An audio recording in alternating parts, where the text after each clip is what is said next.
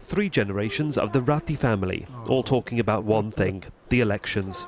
Most were able to vote, but Raj Rati and his wife Amita couldn't. You have a lot of emotions when you discuss this politics in office, in home, and at the end of the day, you want to really action on what you think. So you really want to vote for a party with whom your ideology goes for. And then when the day comes, you go there and you don't see your name in the voter list. I mean, you really feel frustrated, you feel helpless. The Ratis have voted in previous general and local elections, but no one at the Election Commission can tell him why he wasn't on the electoral roll this time round.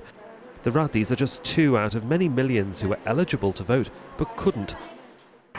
They include airline cabin crews in transit, Indians working or studying abroad, and on-call medical staff.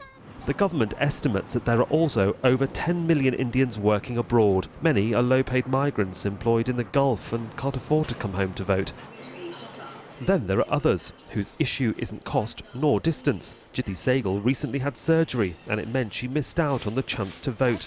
If the government had, there was a provision for postal ballot.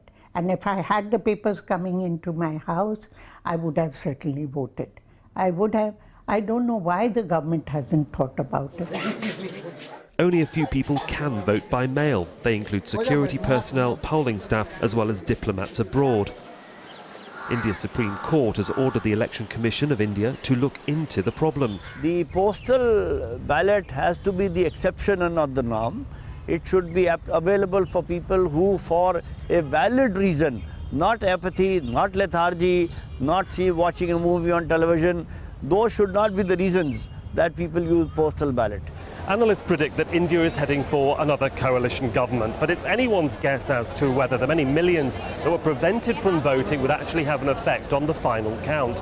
What is clear is that the world's largest democracy has a problem that can only be fixed by the Election Commission in time for the next general election in 2019.